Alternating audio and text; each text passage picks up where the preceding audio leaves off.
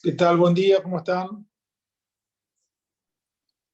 Buen día, doctor Araujo. ¿Qué tal? ¿Cómo están? Buen día. ¿Todo en orden? Sí, hasta acá sí. Bueno. Ayer miércoles vieron en una clase general, me imagino, obligaciones dinerarias a cargo del doctor Lustano, ¿correcto? Correcto, la dictó el doctor Marino, pero sí. ¿Perdón? Que la dictó el doctor Marino, pero sí estaba el doctor Lustano. Ah, bien. Bueno, como sea, digamos, esa clase continúa el día de hoy en cada comisión con el tema de interés, obligación de dar moneda extranjera, etc. Que me imagino no lo habrán podido abordar ayer porque era del tema de hoy, ¿o me equivoco? ¿Lo abordaron? No, para nada. Bien, bueno. El tema de interés, para seguir una secuencia lógica, vamos a arrancar por intereses. Es un tema bastante importante, digamos, que usualmente no les presenta demasiado problema. Los intereses, por supuesto, son una cuestión que atañe a las obligaciones dinerarias o de dar dinero. No hay obligaciones que tengan otro contenido, inclusive que sean de dar, donde haya intereses. En las obligaciones dinerarias hablamos de capital y hablamos de interés, y cuando hablamos de interés nos referimos en general al incremento paulatino que produce un capital a una tasa y en un tiempo determinado. Es decir, hablamos en una de sus versiones o en una de sus funciones, de los llamados réditos, renta o fruto civil del capital. Los intereses se producen, se van devengando, digamos, según la finalidad que tengan y la clase de interés de que se trate. El código hace, en una breve regulación que hace de las obligaciones dinerarias, porque en realidad es del artículo 765 al artículo 771, muy pocos artículos para la importancia que tiene el tema, pero bueno, en principio suficientes. Hace una referencia a los intereses en el artículo 767, 68, 69, 70 y 71. Es decir, en realidad la mayoría de la regulación está volcada a los intereses, salvo dos artículos que son los que hablan del concepto de las obligaciones de dar dinero y de las obligaciones del deudor, en este tipo de, esta clasificación de obligaciones. Quiere decir que la cuestión tiene una importancia suficiente como para que tenga una regulación bastante amplia dentro de lo escueto del régimen de obligaciones dinerarias. Los intereses cumplen básicamente dos funciones: o son la renta civil del capital, es decir, o son una especie de prima, precio o canon que se paga por el uso del capital ajeno, y en este sentido, no en todas las operaciones, lo vamos a ver más adelante, pero las operaciones de préstamo o mutuo de dinero naturalmente originan un interés que funciona como una renta, prima o rendimiento o utilidad por el uso del capital ajeno, el uso del capital del mutuante o del que presta, o el interés está puesto más bien como una indemnización del daño moratorio. Es decir, o está puesto o tiene una función de ser una compensación o una indemnización por el retardo en el cumplimiento de la obligación dineraria. Ahí vemos básicamente la clasificación más tradicional, digamos, de los intereses, que en el primer caso nos refiere a los intereses compensatorios lucrativos y en el otro caso nos habla de los intereses moratorios o punitorios. Es decir, la clasificación de intereses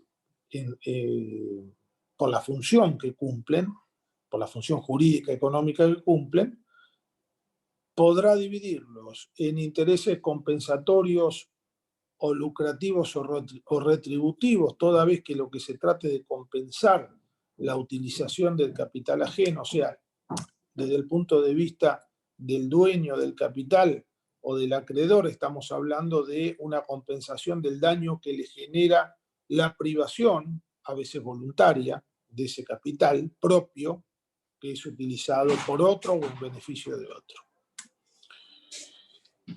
O hablamos del interés como una compensación por el retardo en la entrega, restitución o pago del capital, y en ese caso hablamos de intereses moratorios o intereses punitorios.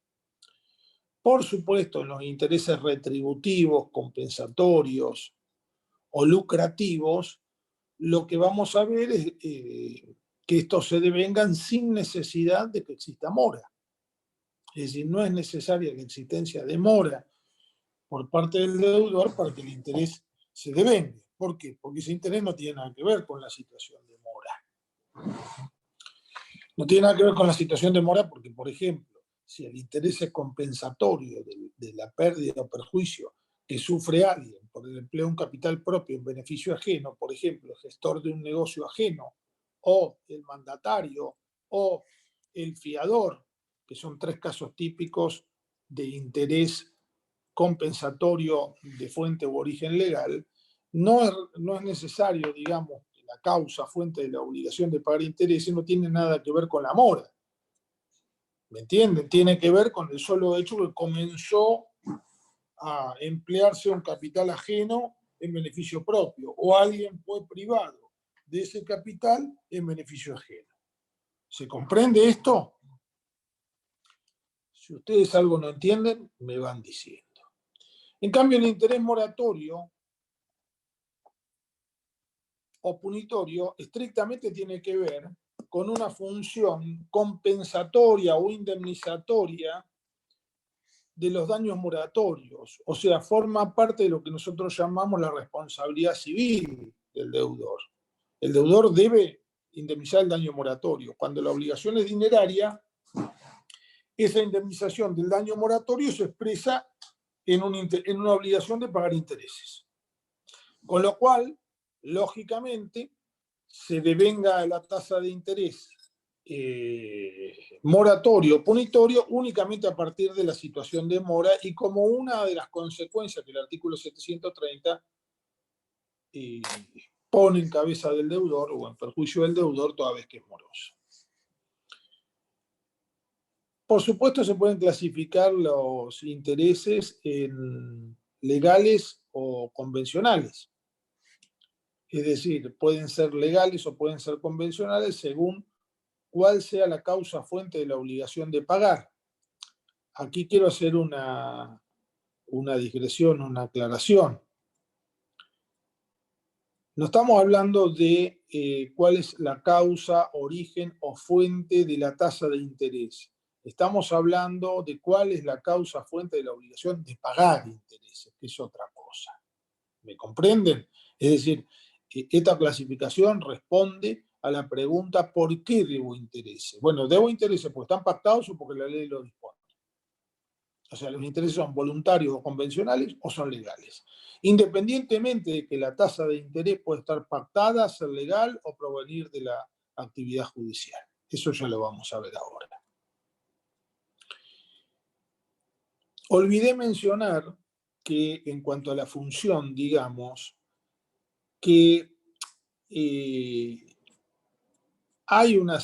tradicionalmente hay una serie de discrepancias sobre la clasificación de los intereses en función de su finalidad, porque la doctrina históricamente ha distinguido entre los intereses compensatorios de los estrictamente llamados lucrativos o retributivos, generando 2 o 3 categorías internas dentro de la misma finalidad.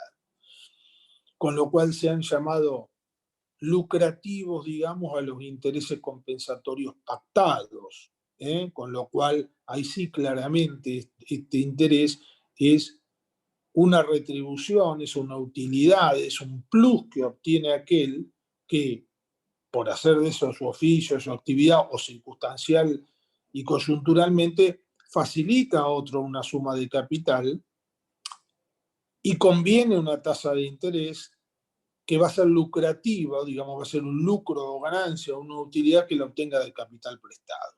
En este caso, el contrato de mutuo o préstamo de dinero, donde un individuo le facilita a otro por un plazo una suma de dinero a cambio de la devolución del capital más un interés al momento del vencimiento o periódicamente, un interés lucrativo, es decir, una utilidad sobre ese capital, una especie de pago de un alquiler por el uso de ese capital. Por ejemplo, que le paguen el 3.5% mensual directo sobre la suma prestada hasta su efectiva devolución. Algunos autores han distinguido este caso de otro que tiene la misma finalidad, que en definitiva es compensar la privación de ese capital, pero son casos de interés compensatorio legal, o sea, identifican al interés compensatorio no retributivo, no lucrativo, sino meramente compensatorio, como para compensar o reequilibrar el perjuicio que sufre alguien por la pérdida de uso de ese capital, con el llamado interés compensatorio legal, que es decir, aquellos casos en los cuales extraordinariamente la ley autoriza que una persona pueda requerir intereses más allá de la existencia de mora por el solo hecho que se vea privado de un capital. Repito, 3 casos típicos: el mandatario que emplea fondos propios para el objeto del mandato, el gestor de negocios que empleando fondos propios en la gestión beneficia, por supuesto, al dueño del negocio, el fiador que paga aquella suma de dinero a la que está obligado por el deudor principal. En todos los casos tienen derecho a un interés compensatorio desde el momento mismo de efectuar la erogación. Y aun cuando el mandante, el dueño del negocio o el deudor principal afianzado desconozcan el pago hecho por el mandatario, el gestor o el fiador. Se comprende, por el solo hecho de desprenderse de un dinero y estar privado de él en beneficio de otro, ya tiene derecho a cobrar un interés. Esto, para algunos autores, no es un interés lucrativo, sino que es un interés que tiene por finalidad, y por eso la ley establece la obligación de pagarlo, reequilibrar, compensar el patrimonio de la persona, repito, que emplea fondos propios en beneficio ajeno, para evitar que éste se vea perjudicado por lo que podría ser un enriquecimiento sin causa en beneficio del dueño del negocio, del mandante o del deudor principal.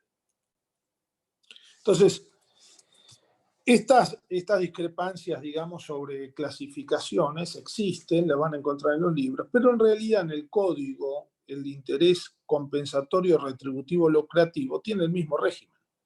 No tiene un régimen diferente, no hay subcategorías. ¿Me siguen?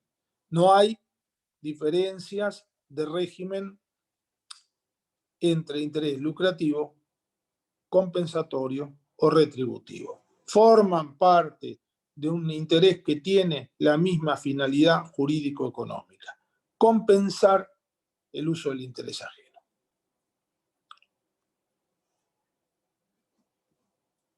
Otra discrepancia en materia de clasificación, que estamos en ese tema, es la cuestión vinculada con el interés punitorio.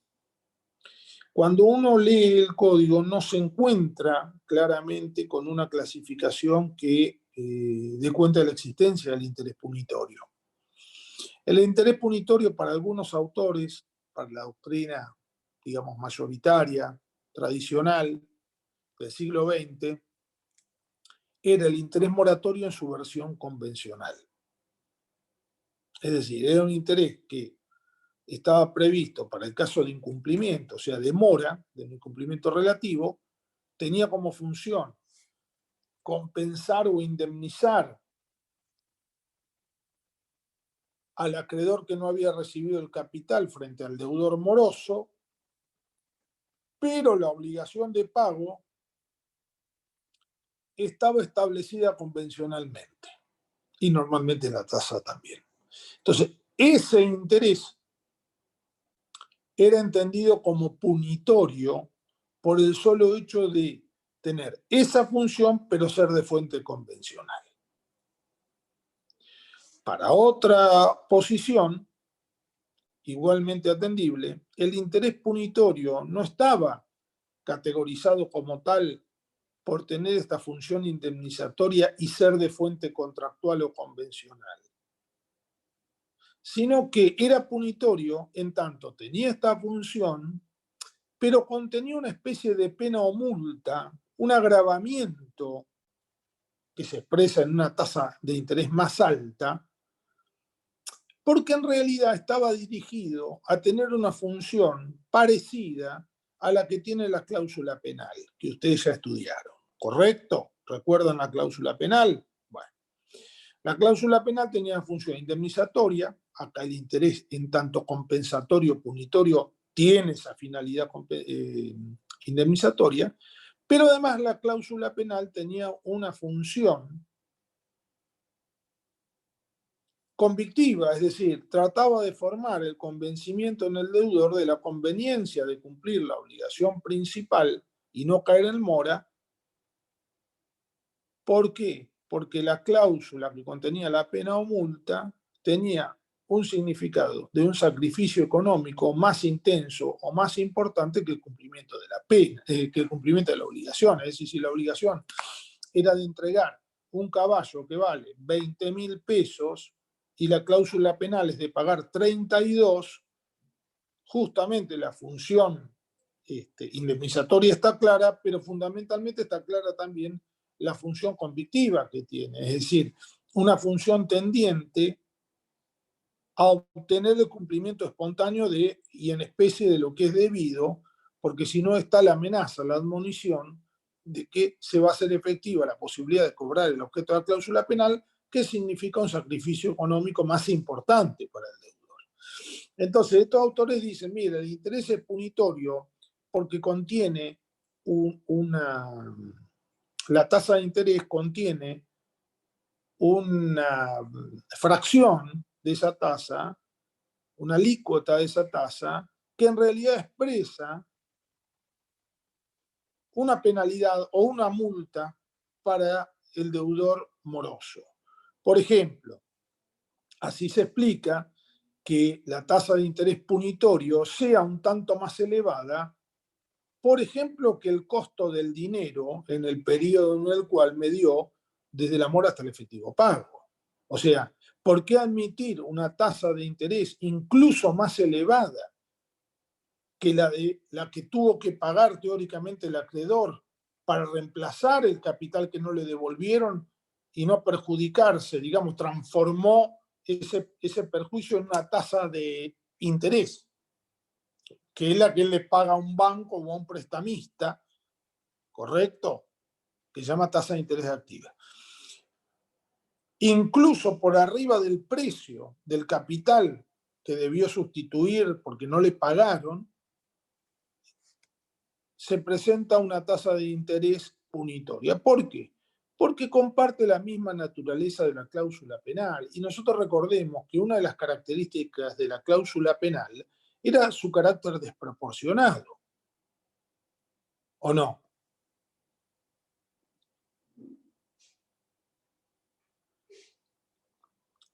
¿Por qué la cláusula penal es desproporcionada?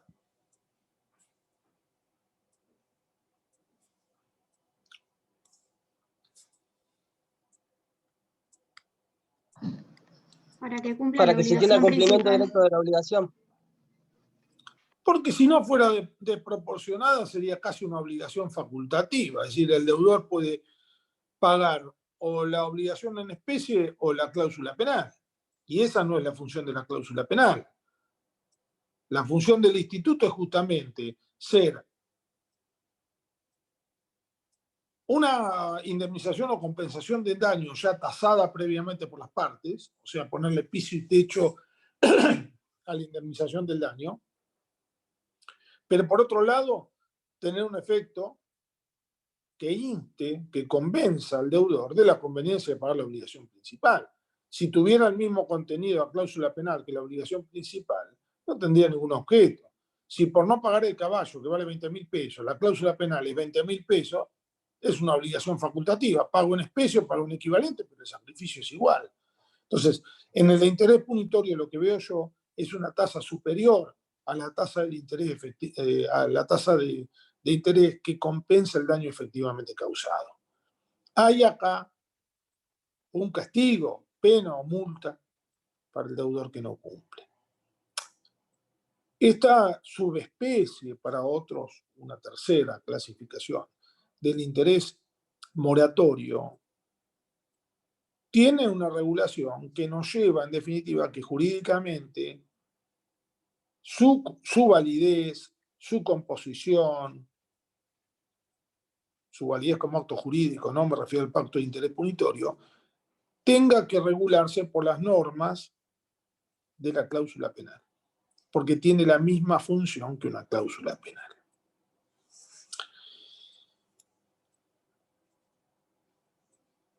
Eso en materia de clases de interés. ¿Hay preguntas hasta acá? Ahí está el audio. Sí, profe, tengo una Quieren pregunta. hacer, ¿Se sí, escucha ahí? adelante. Por ejemplo, en la cláusula penal, ¿no puede ser demasiado desproporcionado y darse un vicio del acto jurídico con la lesión? Bueno, por supuesto, la cláusula penal es relativamente inmutable. La característica de relativamente inmutable significa que su contenido puede variar en determinadas circunstancias. Una de las formas en que varía es reduciéndola. En las circunstancias en las cuales puede ser reducida legalmente, una de ellas es la llamada cláusula penal exorbitante, es decir, una cláusula excesivamente desproporcionada. ¿Mm? El viejo Perfecto. 656 bis del Código Civil, que Bien, gracias. subsiste igual. ¿Mm? Que en definitiva es el mismo tipo de nulidad que va a afectar el pacto de intereses usurarios, ¿no? Si yo digo que tiene la misma función que la cláusula penal, por ejemplo, me estoy refiriendo al interés punitorio, voy a ver que, así como la cláusula penal excesivamente eh, onerosa, que es exorbitante en cuanto a su desproporción, es susceptible de una nulidad parcial y absoluta que termina a los fines prácticos en la reducción de su monto, va a pasar lo mismo con el pacto de intereses usurarios. Es decir, cuando el interés expresado como renta, expresado como indemnización del daño, como sea, termina en una ecuación económica, que es una exacción para el deudor, que impone el pago de una obligación accesoria, como es la de pagar intereses, ¿no? Una obligación accesoria que resulta en un vicio de lesión objetiva o subjetiva. Los tribunales han dicho que el pacto de intereses o la cláusula penal no requiere de la lesión subjetiva, sino que basta la lesión objetiva, porque la desproporción ya presume la existencia de aprovechamiento abusivo de la situación del deudor. O sea que, me adelanto, ¿no?, en el tema, pero a propósito de la pregunta, o sea que el pacto de intereses, al igual que la cláusula penal, pueden ser anuladas parcialmente para volverlas a un monto que sea admisible, es decir, un monto que haga que ese acto jurídico no sea violatorio de la ley, la moral y las buenas costumbres, que son, que es el caso de lesión objetiva. Vamos a lo que dice el código. ¿Les parece? ¿Tienen el código a mano?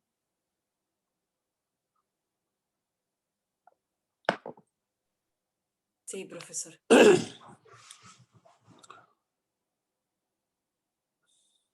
767. Intereses compensatorios.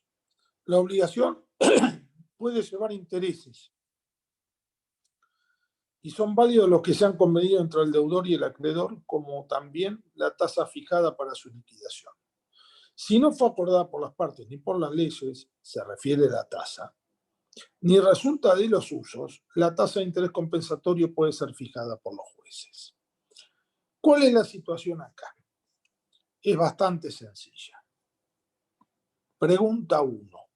¿El deudor de una obligación de dar dinero siempre debe intereses compensatorios? Respuesta: no. Por regla no los debe, porque la obligación, dice el 767, puede llevar intereses. Puede llevar intereses. Esos intereses, esa obligación de pagar intereses, puede provenir, como dijimos hace unos minutos, de la voluntad de las partes, o sea, pueden pactar que lleve un interés compensatorio, o puede provenir de una disposición legal que así lo ordene. ¿Bien? Entonces, regla en materia de intereses compensatorios: si las partes no previeron la obligación del deudor de pagar interés compensatorio, ni la ley lo dispone esa obligación, no se deben intereses compensatorios.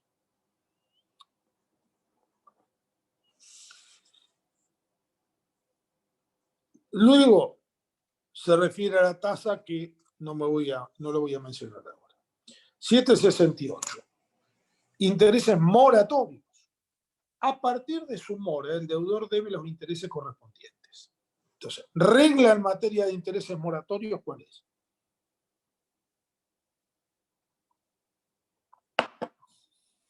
Vamos, chicos, vamos. Que se deben a partir de la mora.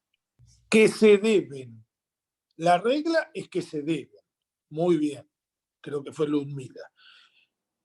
La regla es que se deben. Desde la mora. Y por la mora. Y esto es una derivación del 730. Y de los efectos que tiene la mora en el deudor, ¿o no? ¿Cuáles son los efectos de la mora? Uno es que la responsabilidad civil recae sobre el deudor. Es decir, que la obligación del deudor moroso es también la de pagar los daños provenientes de la demora o retardo.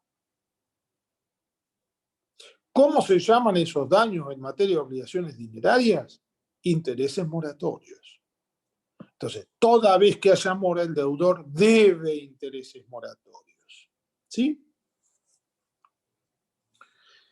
Y sigue, la tasa se determina, ese es un tema de tasas. Entonces, lo que quiero dejar en claro es esto. Y lo voy a repetir porque después se va a preguntar. Los intereses compensatorios, lucrativos, retributivos no se deben por principio general, salvo disposición de las partes o disposición legal. Los intereses moratorios se deben siempre que exista mora del deudor. ¿Quedó claro? Bien.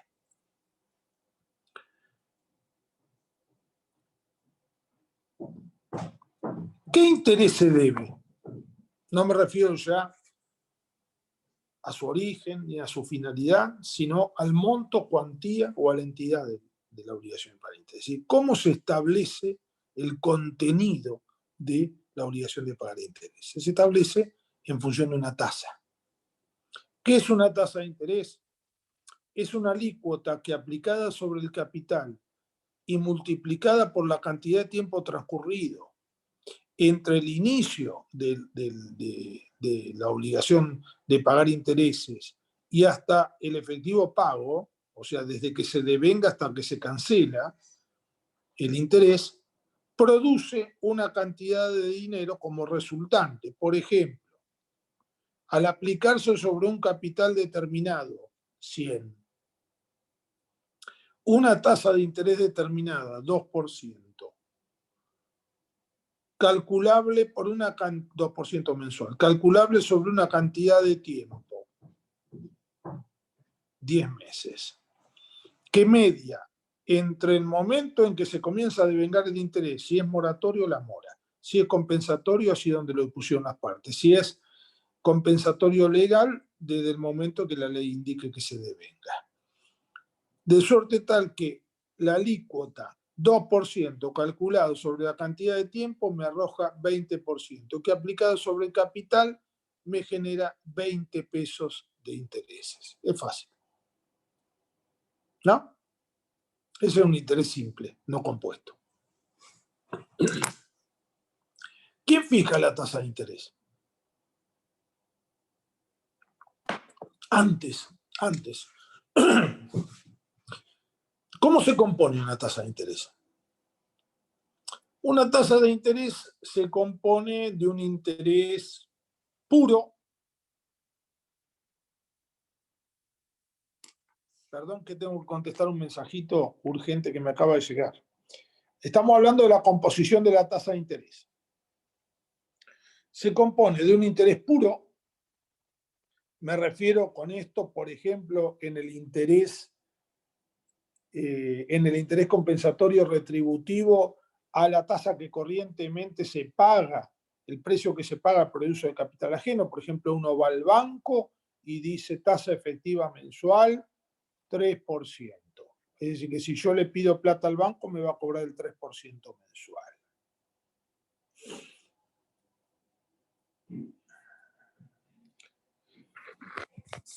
Luego, la tasa de interés también contiene, por ejemplo, eso se llama interés puro.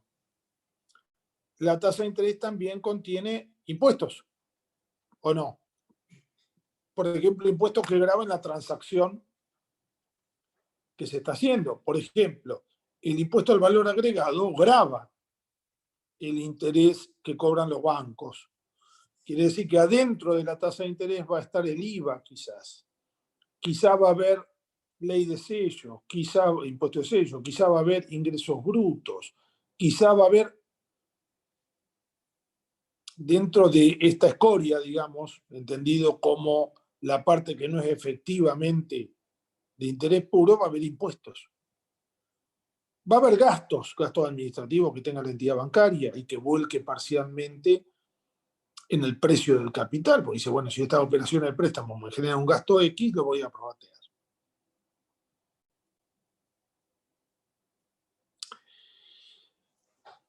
También tienen una prima por el riesgo. ¿Qué riesgo? El riesgo crediticio. ¿De quién? Bueno, del deudor, de la persona que me viene a pedir la suma de dinero. ¿Y eso cómo lo calculo? Bueno, por su comportamiento anterior o actual, por el tipo de garantías que me brinda, por la composición de su patrimonio, por el tiempo que dura el préstamo, porque a mayor tiempo, mayor exposición. ¿Me comprenden? Por eso Argentina tiene un riesgo país de 1.800 y Estados Unidos tiene un riesgo país de 10. ¿Por qué? Bueno, porque hace 200 años que paga sus obligaciones y nosotros hace 200 que a veces la pagamos y a veces no. Entonces, así como hay un riesgo país, hay un riesgo crediticio para todas las personas. Por eso hay gente que le llega por mensaje del banco, venga, le vamos a dar un préstamo a tasa subsidiada, solamente aprieta este botón y le damos plata. Y otra gente que puede hacer fila 10 años y no le dan un peso. Y si le dan, es con una tasa de interés feroz. ¿Por qué? Porque dentro de la tasa de interés también va a estar esta alícuota que es el área del incumplimiento, el riesgo del incumplimiento. ¿Comprenden esto?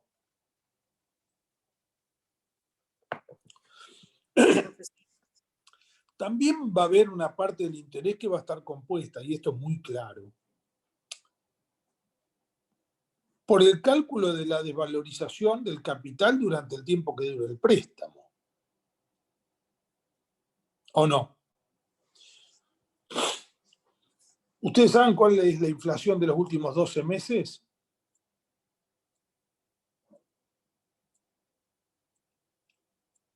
¿Cuál es? No me asusten, lo sabe mi hijo de 11 años. 48% anual. Quiere decir que si yo presto un peso y nominalmente me devuelven un peso,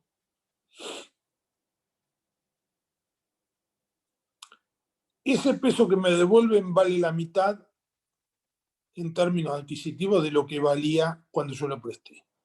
En una operación de préstamo, si el acreedor y el deudor van a pactar una tasa de interés, la tasa de interés tiene que estar por arriba de la desvalorización monetaria que va a sufrir ese capital en el tiempo que está previsto para el préstamo. Si yo lo presto a 12 meses, lo menos que puedo hacer es partir de una base que sea la cantidad porcentualmente apreciada de desvalorización que va a tener ese capital, de manera que ese capital nominalmente expresado más esa tasa me va a dar a valores constantes lo que antes valía un peso, ahora se requiere 1,50 para comprarlo. ¿Me siguieron en eso? Ahora, si el banco hace de prestar a interés un negocio, quiere decir que tiene que prestar una cantidad de dinero a una tasa de interés donde la utilidad quede por arriba de la desvalorización estimada del capital. Es decir, si un banco a mí me presta al 50% anual, no gana nada. Para ganar me tiene que prestar arriba de la desvalorización que va a experimentar la moneda. Si no, en términos adquisitivos no gana nada. ¿Me siguieron? Con lo cual, se justifica por qué, si ustedes ahora salen de su casa y se van al banco y miran la pizarra o entran al banco y preguntan, la tasa de interés ronda el 80% anual para un crédito personal. Y si ustedes miran en el resumen de la tarjeta, van a ver que si ustedes no pagan la tarjeta ni el mínimo, el interés es del 125% anual. Porque si a ese 125, que es usurario, cuando yo lo veo, empiezo a restarle la desvalorización monetaria del 50% en un año, le resto la prima de riesgo. La prima de riesgo es importante en una tarjeta porque no hay una garantía real hipotecaria o prendaria. Porque muchas veces la persona ni siquiera tiene cuenta corriente para debitarle de ahí el dinero. Y porque en definitiva yo no cobro el sueldo por medio de una cuenta, y porque en definitiva lo que pasa es que no se puede apreciar mucho la prima de riesgo, entonces la prima de riesgo es grande. Supongamos que la prima de riesgo es del 20% más el 50% de la desvalorización monetaria, ya estoy en el 70%, con lo cual diría que la tasa de interés es del 55%. Cuando yo le saco impuestos y gastos, quizás sea del 35%. Igual es una locura, pero ya no es el 125%. Es decir, la tasa de interés se va a componer de una cantidad de elementos integrantes donde para que sea una tasa de interés que brinde alguna clase de utilidad va a tener que partir de cuál es la desvalorización del capital sobre el que se aplica. Tasas de interés hay de distintos tipos. La tasa de interés es directa sobre saldo, por ejemplo. ¿Cuál es directa? Si yo le presto 5.000 pesos a devolver en un año y le aplico el 2% de interés mensual, siempre sobre 5.000 pesos, esa tasa es una tasa de interés directa. Ahora, si yo le presto 5.000 pesos y pactamos el 2% mensual y usted me va amortizando el capital bimestralmente, ¿sí? Entonces usted a los 2 meses que yo le di los 5.000 pesos, me da 1.000, me devuelve 1.000 de capital.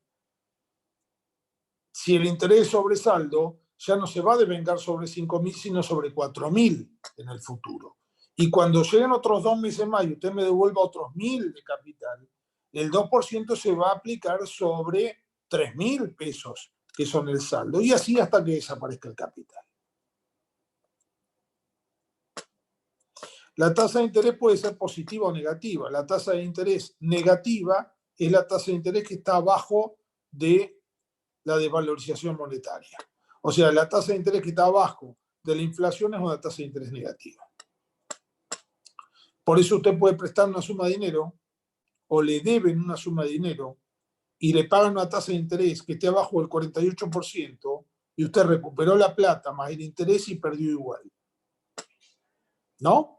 Ustedes lo vieron ayer cuando, me imagino, habrán abordado el tema de nominalismo y valorismo. La tasa de interés es nominal o real, porque la tasa de interés nominal es la que está expresada en abstracto, 2% mensual, y la tasa de interés real es la que termina rindiendo en una operación determinada. Por ejemplo, si yo le digo que la tasa es del 2%, pero que se capitaliza cada 6 meses, el primer tramo de 6 meses es fácil, es el 2% mensual, es el 12% en el primer semestre, ¿correcto? Quiere decir que si son 100 pesos el préstamo, el interés es 12 pesos. ¿Estamos de acuerdo?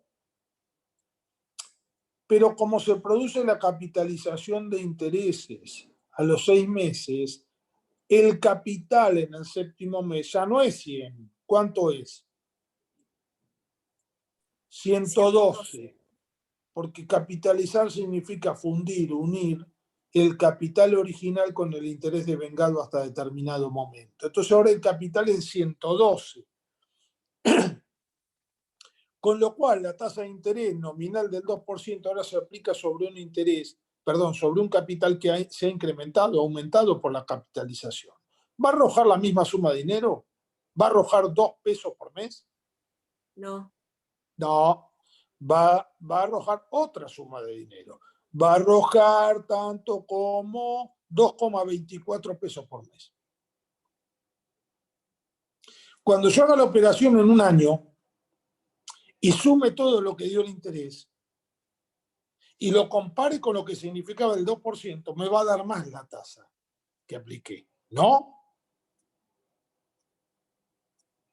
La tasa real que yo apliqué se llama tasa real de interés. La tasa nominal es del 2%. Que expresada como 2%, nominalmente expresada como 2%, arroja un resultado superior al 2%. ¿Por qué? Por el mecanismo que se empleó en el cálculo de interés. Es decir, en vez de una tasa de interés que se aplicó linealmente, hubo capitalizaciones. Entonces, una es la nominal, 2%, y otra la real, ponele, da 2,24 al año. La tasa de interés es activa o pasiva. La tasa de interés pasiva es la que reconocen o pagan los bancos por el depósito a la vista que se hace en esas instituciones. Por ejemplo, plazo fijo, hay cuentas corrientes que dan algún interés o cajas de ahorro que dan un mínimo interés. Y la tasa activa es la tasa que cobra la institución por facilitar dinero, ¿no? ¿Cuál es más alta, la activa o la pasiva? La activa. La activa. La diferencia se llama spread. El spread debería ser la fuente de ganancia de los bancos, pero los bancos ganan de muchas otras maneras. Por ejemplo, cobrando servicios, montos exorbitantes por servicios que no brindan, etc. Pero ese spread, que es la diferencia que yo pago y la que cobro, inclusive la misma persona, ¿no? Viene Mailén, me deja 50.000 pesos en plazo fijo, resulta que a los 15 días se quiere comprar una moto y me pide 50.000 pesos y yo le presto y le doy el 35% anual del plazo fijo y le cobro el 55 o el 60 del préstamo de la misma plata que me dejó. ¿Cómo se fija la tasa? Dice tasa de interés compensatorio 7,67. Es válida la obligación de pagar intereses compensatorios fijada entre las partes, como también la tasa fijada para su liquidación. Si no fue acordada por las partes, ni por las leyes, ni resulta de los usos, la tasa de interés compensatorio la fijan los jueces. Quiere decir que el orden de prelación sería voluntad de los particulares, ley especial, uso y costumbre, fijación judicial de la tasa. En materia de interés moratorio, la tasa se determina por lo que acuerden las partes, voluntad de las partes, por lo que dispongan las leyes especiales, lo mismo, y en subsidio por las tasas que se fijen según reglamentaciones del Banco Central. ¿Cuál es la interpretación de esto? La interpretación de esto debe ser la siguiente. No habiendo tasa convenida, ni tasa que se aplique según las leyes especiales, las tasas de referencia del Banco Central de la República Argentina se aplican en tanto las partes se hayan referido a ellas o el juez se refiere a ellas. En último término, si no hay tasa de interés moratorio, lo va a decidir judicialmente. 769. Los intereses punitorios convencionales se rigen por las normas que regulan la cláusula penal. Quiere decir que como la cláusula penal, convencionalmente se va a fijar la tasa. Si no fuera fijada convencionalmente, se va a fijar por la actividad del juez. ¿Qué es el anatocismo o la acumulación de intereses? 770. No se deben intereses de los intereses, salvo cláusula expresa que autorice la acumulación de interés al capital con periodicidad no inferior a 6 meses. Mi ejemplo, ¿no? Mi ejemplo. Es decir, una persona le presta a otra un capital, 100 pesos, le dice que le devuelva el capital con un rendimiento del 2% mensual, pero se establece que esos intereses así devengados se van a acumular al capital a los 6 meses. Con lo cual el monto de capital va a aumentar y la tasa de interés, siendo nominalmente la misma, va a generar un rendimiento superior. O cuando la obligación se demanda judicialmente, en este caso la acumulación opera desde la fecha de notificación de la demanda. Esta es una innovación del Código Civil y Comercial, quiere decir que si una persona entra en mora hoy, 29, ¿no? Sí, 29 de abril de 2021 y yo lo demando el 15 de septiembre de 2021, todo el interés devengado entre la fecha y la fecha de notificación de la demanda, que quizá ocurra el mes siguiente, en octubre, se va a capitalizar es interés que se va a capitalizar junto con la deuda principal. Si la obligación se liquide judicialmente, en este caso la capitalización se produce de que el juez manda pagar la suma resultante y el deudor es moroso. ¿Qué significa esto? Que cuando se dicta sentencia y la sentencia queda firme, el juzgado o el acreedor demandante que ganó el juicio va a liquidar el capital y el interés adeudado. ¿Sí? Es decir, va a decir 100 pesos, va a poner la fecha de la mora y desde esa fecha va a aplicar el interés autorizado y esa liquidación se va a notificar al deudor obligado al pago y si no hay observaciones va a quedar firme.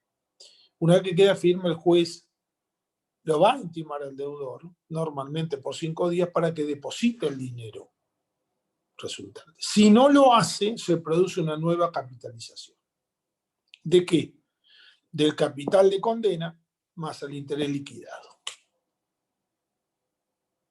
Otras disposiciones legales prevén la acumulación, no se me ocurre ninguna. Cuando nosotros hablamos hasta ahora de la función judicial, hablamos de la función judicial en la fijación de la tasa de interés en subsidio de la fijación convencional o voluntaria, usos y costumbres, leyes especiales. Pero hay una función judicial muy importante, quizás en la práctica la más importante, que es la del 771. Los jueces pueden reducir los intereses cuando la tasa fijada o el resultado que provoque la capitalización de intereses excede sin justificación y desproporcionadamente el costo medio del dinero para deudores y operaciones similares en el lugar donde se contrajo la obligación. Los intereses pagados en exceso se imputan al capital y una vez extinguido estos pueden ser repetidos. Este artículo, o sea, la facultad judicial de morigerar o reducir la tasa de interés siempre existió. Es una derivación del viejo 953, la lesión objetiva. Es decir, los jueces no pueden convalidar la aplicación de una cláusula, de un pacto de intereses usurario, porque eso violentaría la moral y las buenas costumbres. Con lo cual, los jueces tienen facultad morigeratoria del interés, una facultad que inclusive es oficiosa, porque si hablamos de lesión subjetiva, hablamos de una nulidad absoluta y parcial. Parcial porque no van a derribar el pacto de intereses, sino que lo van a reducir.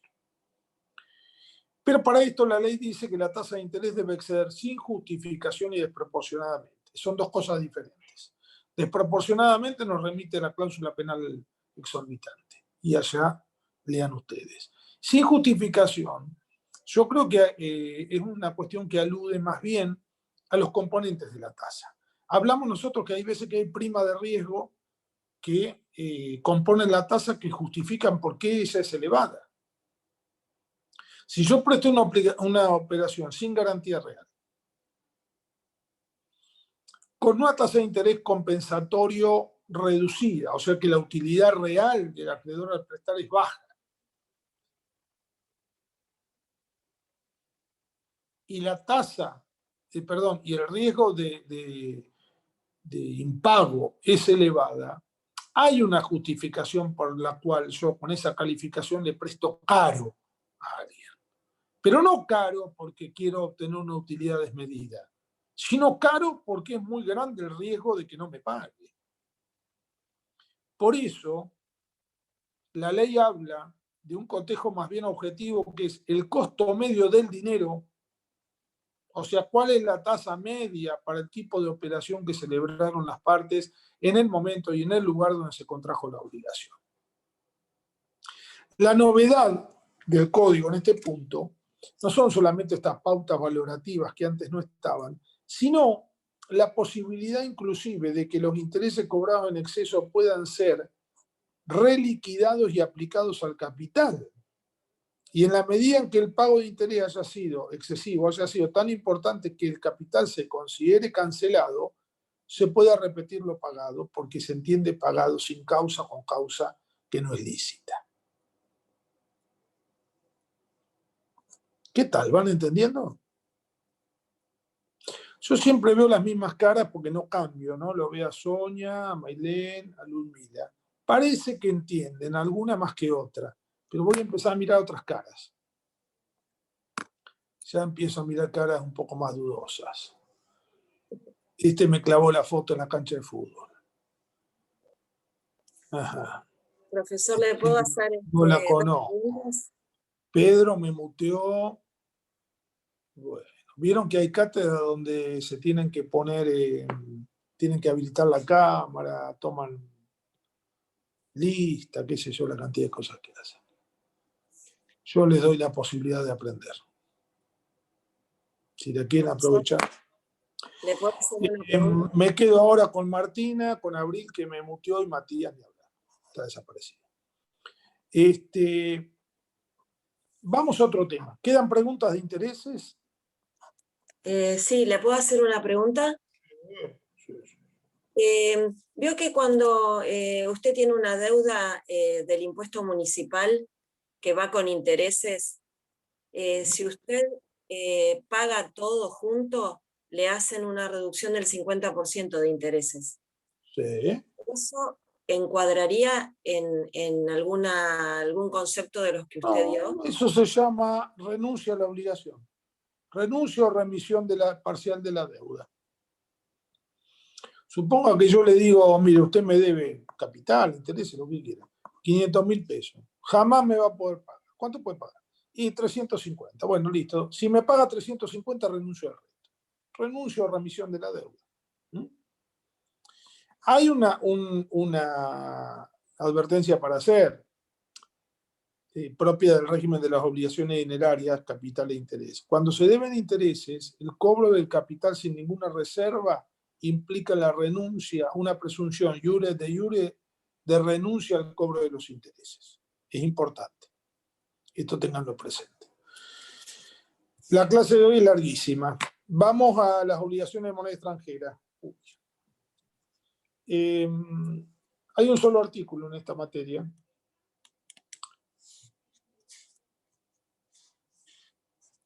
Que es el 765, que dice: la obligación es dar dinero si el deudor debe cierta cantidad de moneda, determinado o determinable al momento de la constitución de la obligación. Punto. Si por el acto en que se ha constituido la obligación se estipuló dar moneda que no es de curso legal en la República, la obligación debe considerarse como de dar cantidades de cosas, y el deudor puede liberarse dando el equivalente en moneda de curso legal. Primer tema. ¿Cuál es la obligación en moneda extranjera? Que tiene por objeto dar una cosa que no sea de curso legal. O sea, una moneda que no es de curso legal. Moneda que no es nacional. Es extranjera. Dice la ley, la obligación debe considerarse como de dar cantidades de cosas. En Vélez, hasta 2015, existía una clasificación de las obligaciones de dar cantidades de cosas. En las obligaciones de dar cantidades de cosas, creo que el artículo 608, generaba algo que la doctrina llamó obligación facultativa legal. ¿Por qué? Porque el deudor cumplía dando la cantidad de cosas de la especie prometida, o podía liberarse dando la cantidad de dinero necesaria para adquirirla, o sea, su equivalente en moneda nacional al tiempo del vencimiento. ¿Fue claro? O pagaba la cantidad de cosas prometidas, o pagaba su equivalente en moneda nacional. El artículo 617 del Código Civil de Vélez remitía al artículo 608 del Código Civil. Entonces, se entendía pacíficamente que por regla, si una persona debía una cantidad de moneda extranjera, podía liberarse facultativamente dando la cantidad de moneda nacional necesaria para adquirirla a la fecha del vencimiento. En dos líneas, paga en dólares o paga en pesos. Elige el deudor. ¿Quedó claro ahí? En Vélez. La ley 23928, marzo 1991,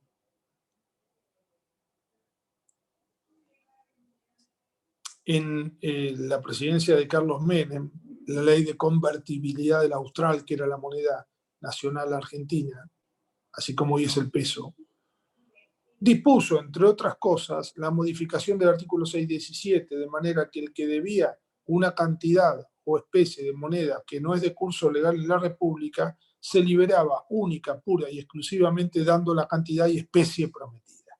O sea, no había convertibilidad, no había posibilidad de que hubiera una conversión al equivalente en moneda nacional. ¿Claro? Bien. El Código Civil y Comercial, que conocemos hoy, tuvo un anteproyecto.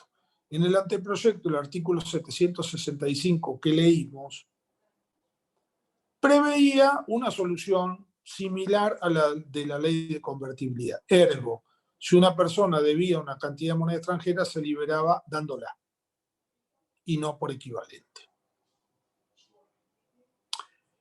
El Poder Ejecutivo le introdujo, al remitirlo al Congreso de la Nación, le introdujo modificaciones al artículo 765 y lo dejó en el texto actual. Según la inmensa mayoría de la doctrina, en el texto actual, la ley lo que está permitiendo es la cancelación de la obligación de moneda extranjera por equivalente. O sea, permite que una obligación de moneda extranjera se cancele en pesos. O sea, en moneda nacional a la fecha del vencimiento. ¿Hay excepciones a esto? Bueno, depende. Si nosotros interpretamos que este 765 segunda parte es de orden público, no es disponible. Pero la mayoría de la doctrina, las jornadas nacionales de derecho civil, las 25ª, posteriores, por supuesto, a la reforma del código, al código nuevo, y entendieron que esta norma era supletoria de la voluntad de las partes. Quiere decir que hay casos en los cuales hay que pagar en efectiva moneda extranjera. Uno es cuando fue acordada por las partes el pago en efectivo moneda extranjera y sin posibilidad de conversión. Otro en los contratos que deben cumplirse en el extranjero, donde la moneda en curso no es la moneda nacional. Otro en el depósito regular, o sea, si yo le deposito una cantidad de moneda extranjera, usted no me puede devolver en equivalente, me tiene que devolver lo que le presté. Otro el mutuo en moneda extranjera.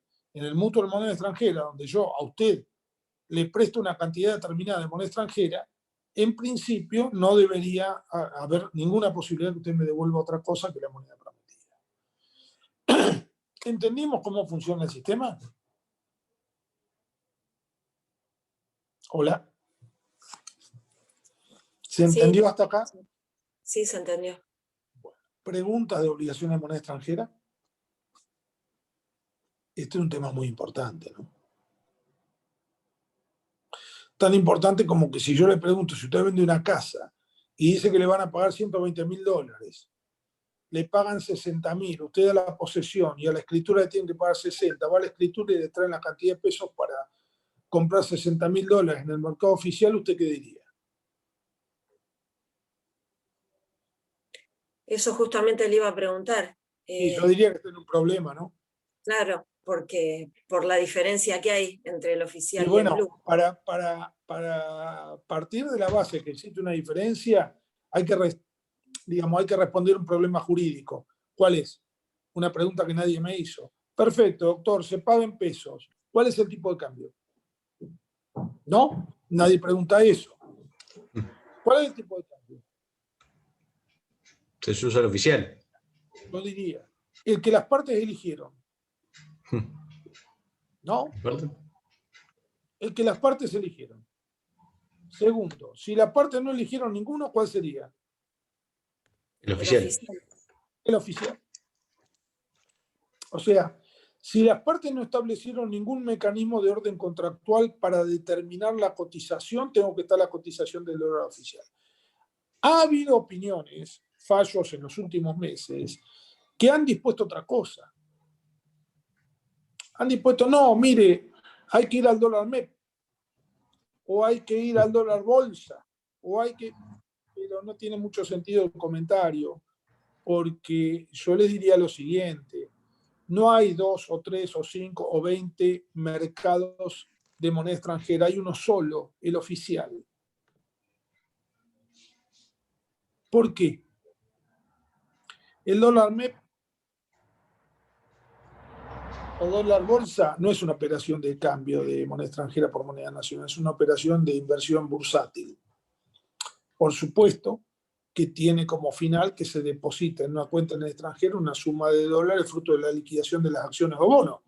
Pero eso es un efecto, digamos, no jurídico. Jurídicamente, por su naturaleza, son inversiones bursátiles. Si las partes se refirieron a ese mecanismo, es válido. Como si se refirieron al mecanismo de establecer cuál es el valor en una plaza extranjera. O sea, cuánto cotiza el dólar en Montevideo. Entonces yo hago una regla de 3 compuesta. ¿Cuánto vale el dólar versus el peso uruguayo? ¿Cuánto vale el peso uruguayo versus el dólar? ¿Qué me termina enterando? Me termina enterando cuál es la cotización del peso versus el dólar en una plaza extranjera en Montevideo. Esto es más viejo que el pan. Pero en líneas generales, no hay otra opción que el de el mercado oficial, porque es el único mercado que, existiendo y con sus restricciones, está regulado por las autoridades, está regulado por el Banco Central de la República Argentina. ¿Esto genera una inequidad? Puede ser. ¿Cómo se corrige? ¿Por qué mecanismo?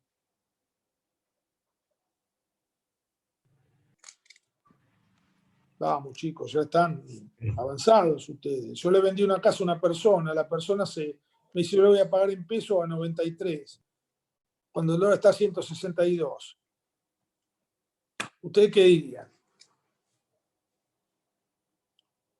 Yo diría, mire, no voy a discutir. Lo único que le voy a decir es que si yo tomo el dinero que usted me da y voy a comprar la misma casa que le vendí, no la puedo comprar.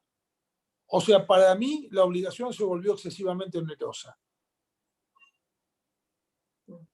¿Puedo invocar la imprevisión? Bueno, hay una alternativa. Es decir, hay remedios para estas inequidades. Más allá de discutir, digamos, cuál es el mecanismo de la cotización o, digamos, cuál es el mecanismo para establecer cuál es el valor en moneda nacional de la moneda extranjera que se pactó. Señores, les voy a dejar deuda de valor, un solo artículo 772 para que lo lean ustedes y le pregunten al próximo docente. Por ahí soy yo, por ahí el doctor Ambos. ¿Sí? ¿Preguntas? Profe, ¿Sí?